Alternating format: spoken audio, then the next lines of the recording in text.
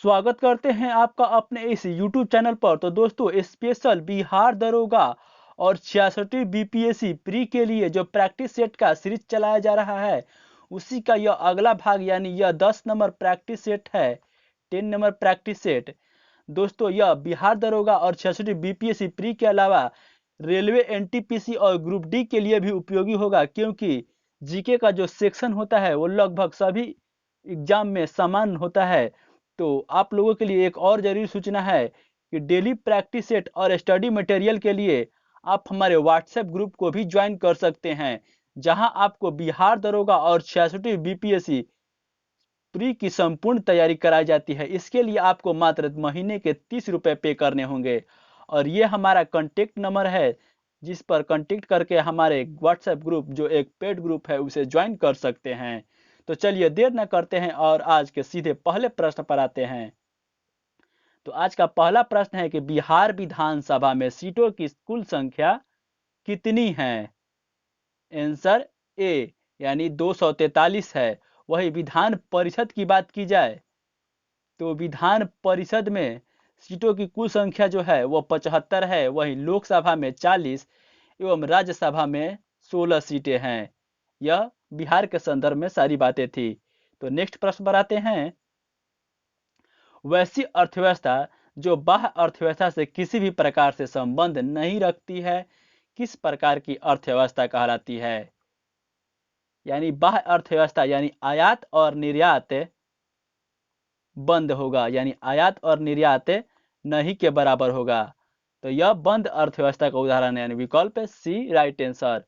वहीं पूंजीवादी अर्थव्यवस्था की बात की जाए तो पूंजीवादी अर्थव्यवस्था में जो उद्योगों का स्वामित्व होता है, उद्योगों का स्वामित्व वह निजी हाथों में होता है। वही मिश्रित अर्थव्यवस्था में उद्योगों का स्वामित्व निजी एवं सार्वजनिक हाथों दोनों में होता है। और पूंजीवादी अर्थव्यवस्था का सबसे बेस्ट उदाहरण यानी सबसे अच्छा उदाहरण यूएसए है और समाजवादी अर्थव्यवस्था का उदाहरण रूस यानी रसिया है।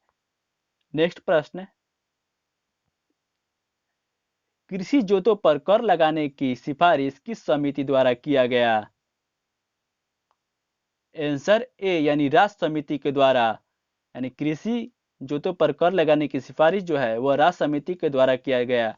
वही विकल्पों पर ध्यान दे तो गैपोरिया समिति जो है वह बैंकिंग सेवा सुधार से संबंधित है, जबकि मालेगाम समिति जो है वह प्राथमिक पूंजी बाजार से संबंधित है। प्राथमिक पूंजी बाजार से संबंधित जो समिति है वह मालेगाम समिति है।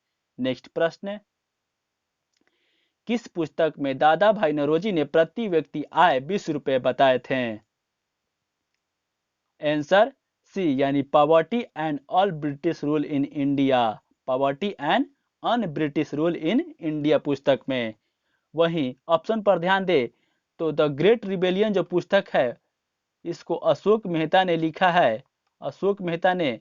जबकि प्लान्ड इकोनॉमी ऑफ इंडिया जो है पुस्तक भारत के प्रथम इंजीनियर एम विश्वेश्वरैया ने लिखा है। जबकि जॉन मिल्टन की पुस्तक पैराडाइज लास्ट है, जो विकल्प डी में दिया गया है। नेक्स्ट प्रश्न, चंद्रमास को और किस नाम से जाना जाता है? चंद्रमास को और किस नाम से जाना जाता है? आंसर ए यानी साइडोनिक मास के रूप में जाना जाता है। और एक चंद्रमास 29.1/4 सौर दिवस के बराबर होता है। नेक्स्ट प्रश्न, निम्न में से किस तत्व का परमाणु संख्या 80 और द्रव्यमान संख्या 200 होता है? आंसर सी यानी पारा का। वहीं सिल्वर के परमाणु संख्या की बात की जाए तो 47 होता है। वहीं सोना का 79, जबकि क्लोरीन का परमाणु संख्या 17 होता है। नेक्स्ट प्रश्न, भूप्रपट्टी में सर्वाधिक मात्रा में पाया जाने वाला तत्व कौन सा है? आंसर ए यानी ऑक्सीजन। और ऑक्सीजन का जो प्रतिशत होता है वह 46.6% होता है। वहीं सिलिकॉन या दूसरा सबसे अधिक पाया जाने वाला तत्व है, इसका जो प्रतिशत होता है वह 27.7%। वही एल्युमिनियम जो होता है वो 8 दशमलव, यानी एल्युमिनियम जो है वह भू प्रॉपर्टी में 8.1% पाया जाता है। वहीं लोहा जो है यानी आयरन वह 4 से 5% के बीच में पाया जाता है। दोस्तों आप लोगों के लिए एक जरूर सूचना, यदि आप लोग एक लिमिटेड यानी काफी कम समय में एक अच्छी लेवल की जीके और जीएस की तैयारी करना चाहते हैं तो आप लोगों के लिए प्रवीण सर द्वारा एडुटेरिया यूट्यूब चैनल पर पढ़ाए गए सभी विषयों का हैंड राइटिंग नोट्स उपलब्ध है, जो एक सुलेखन यानी अच्छी लेखन में है। और इसका जो डेमो है हमारे डिस्क्रिप्शन बॉक्स में जाकर देख सकते हैं और वहां जाकर नोट्स को परचेस कर सकते हैं, जिसकी कीमत मात्र 25 रुपए ही आपको पे करने होंगे, 25 रुपए। तो चलते हैं नेक्स्ट प्रश्न पर। पेट्रोलियम में से शुद्ध पेट्रोल, डीजल एवं मिट्टी का तेल आदि किस विधि द्वारा पृथक किया जाता है? आंसर सी यानी प्रभाजी आसवन विधि द्वारा। वहीं कपूर का शुद्धिकरण जो है वह ऊर्ध्वपातन विधि द्वारा किया जाता है और समुद्री जल का शुद्धिकरण आसवन विधि द्वारा किया जाता है। नेक्स्ट प्रश्न, आजकल सबसे अधिक प्रयोग होने वाला इनपुट डिवाइस कौन सा है? आंसर बी यानी कीबोर्ड। और जो माउस, स्कैनर और जॉयस्टिक है यह भी एक इनपुट डिवाइस है, जबकि मॉनिटर, प्लॉटर एवं प्रिंटर यह मुख्य रूप से आउटपुट डिवाइस है। नेक्स्ट प्रश्न, संविधान के किस अनुच्छेद के अंतर्गत राष्ट्रपति पर महाभियोग चलाया जा सकता है? आंसर ए यानी अनुच्छेद 61 के तहत। वहीं ऑप्शन पर ध्यान दे तो राष्ट्रपति के क्षमादान शक्ति अनुच्छेद 72 में है और राष्ट्रपति लोकसभा और राज्यसभा के संयुक्त अधिवेशन अनुच्छेद 108 के तहत बुलाते हैं, जबकि अनुच्छेद 53 में संघ की न्यायपालिका शक्ति राष्ट्रपति में निहित होगी, जो विकल्प डी में दिया गया है। नेक्स्ट प्रश्न, संविधान के दोनों सदनों की संयुक्त बैठक किन परिस्थितियों में बुलाई जा सकती है? तो इसका जो राइट आंसर होगा वो ऑप्शन डी होगा, यानी सारे विकल्प सही है। विकल्पों पर ध्यान देते हैं तो किसी विधेयक पर दोनों सदनों में गतिरोध की स्थिति हो तब भी बुलाई जा सकती है। एक सदन द्वारा पारित विधेयक दूसरे सदन द्वारा अस्वीकार किया गया हो तब भी संयुक्त बैठक बुलाई जा सकती है। और किसी विधेयक में संशोधन को लेकर दोनों सदनों में असहमति हो तब भी संयुक्त बैठक बुलाई जा सकती है, यानी विकल्प डी राइट आंसर। नेक्स्ट प्रश्न, किस प्रकार की शासन प्रणाली में शक्तियों का विभाजन एक महत्वपूर्ण विशेषता है? आंसर बी यानी संघीय प्रणाली में।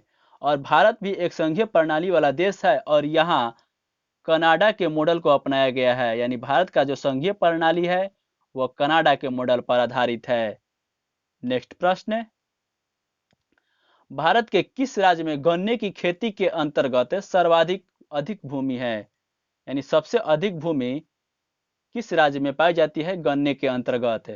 तो आंसर सी यानी उत्तर प्रदेश में। वही प्रति एकड़ गन्ने की उत्पादकता सबसे अधिक तमिलनाडु में पाई जाती है, जबकि सबसे अधिक गन्ना का उत्पादन उत्तर प्रदेश में होता है। और प्रति एकड़ का जो बात होगी तो तमिलनाडु होगा। नेक्स्ट प्रश्न, संविधान के किस अनुच्छेद के अंतर्गत सिखों द्वारा कृपांत धारण करना धार्मिक स्वतंत्रता का अंग माना गया है? यानी कृपान धारण करना धार्मिक स्वतंत्रता का अंग किस अनुच्छेद के अंतर्गत माना गया है?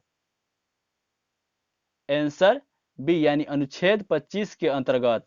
और धर्म से संबंधित जो अनुच्छेद है वह अनुच्छेद 25 से 28 में वर्णित है। नेक्स्ट प्रश्न, निम्नलिखित में से कौन सा विकल्प लेड का प्रतीक चिन्ह है? आंसर बी यानी पीबी जो है वह लेड का प्रतीक चिन्ह है, जबकि के से होता है पोटेशियम, एल आई से होता है लिथियम, जबकि ए यू से होता है सोना या गोल्ड। नेक्स्ट प्रश्न, वित्त ही शासन है, निम्नलिखित में से यह कथन किसका यानी किन व्यक्ति का है, किस व्यक्ति का है? आंसर सी यानी लॉर्ड जॉर्ज का। और लॉर्ड जॉर्ज जो थे वह प्रथम विश्व युद्ध के समय, जो प्रथम विश्व युद्ध हुआ था उस समय इंग्लैंड के प्रधानमंत्री थे, जबकि द्वितीय विश्व युद्ध युद्ध के समय इंग्लैंड के प्रधानमंत्री विंस्टन चर्चिल थे। वही वुड्रो विल्सन वह प्रथम विश्व युद्ध के समय अमेरिका के राष्ट्रपति थे। नेक्स्ट प्रश्न, निम्नलिखित में से कौन सी समिति गरीबी रेखा के निर्धारण से संबंधित है? तो आंसर डी यानी ए और बी दोनों, यानी लकड़वाला समिति और तेंदुलकर समिति। जबकि विकल्प सी में जो कस्तूरी रंगन है, इन्हीं समिति के आधार पर नई राष्ट्रीय शिक्षा नीति लागू हुई है। नई राष्ट्रीय शिक्षा नीति किस समिति के आधार पर? तो के कस्तूरी रंगन समिति के आधार पर। नेक्स्ट प्रश्न, किस मुगल बादशाह को निर्मताओं का राजकुमार कहा जाता है? आंसर ए यानी शाहजहां को। और इन्हें इसलिए कहा जाता है कि शाहजहां ने अनेक इमारतों जैसे ताजमहल, लाल किला, जामा मस्जिद इत्यादि इमारतों का निर्माण करवाए थे। और इन्हीं के पुत्र का जो नाम था वो औरंगजेब था। और दारा शिकोह भी इन्हीं के पुत्र थे, दारा शिकोह। नेक्स्ट प्रश्न, परम परमेश्वर की उपाधि किसने धारण किया था? आंसर बी यानी हर्ष ने। और हर्ष ने रत्नावली और प्रियदर्शिका नामक दो पुस्तकें लिखी, प्रियदर्शिका और रत्नावली। नेक्स्ट प्रश्न, महात्मा गांधी ने किस वर्ष हरिजन सेवक संघ की स्थापना किए थे? आंसर डी यानी 1932 में। वही 1916 में महात्मा गांधी ने साबरमती आश्रम की स्थापना किए थे। और साबरमती आश्रम से ही 12 मार्च 1930 को दांडी मार्च की शुरुआत की गई। और जो 6 अप्रैल 1930 तक यानी कुल 24 दिनों तक यात्रा चली। और कितना किलोमीटर? तो दांडी यात्रा जो है 385 किलोमीटर या 240 मील तक, 385 किलोमीटर या 240 मील तक। तो दोस्तों, वीडियो को पूरा देखने के लिए आपका बहुत बहुत धन्यवाद। आप लोगों के लिए एक जरूरी सूचना है, यानी काफी कम समय में, मात्र 1 महीना में जीके और जीएस की संपूर्ण तैयारी करना चाहते हैं तो आप लोगों के लिए प्रवीण सर द्वारा एडुटेरिया यूट्यूब चैनल पर पढ़ाए गए सभी विषयों का हैंड राइटिंग नोट्स उपलब्ध है। और यह हैंड राइटिंग नोट्स बहुत ही सुंदर राइटिंग में है। ऐसा मानना है कि वीडियो को देखकर नोट्स बनाने में आपका समय बहुत ज्यादा निकल जाता है। इसी कारण परीक्षार्थियों के विशेष अनुरोध पर एडुटेरिया नोट्स को पूरी टीम के द्वारा दिन रात मेहनत करके तैयार किया गया है दोस्तों। और इसके लिए आपको मात्र 25 रुपए ही पे करने होंगे। तो नोट्स को प्राप्त करने के लिए आप हमारे इस नंबर पर संपर्क कर सकते हैं। तो धन्यवाद।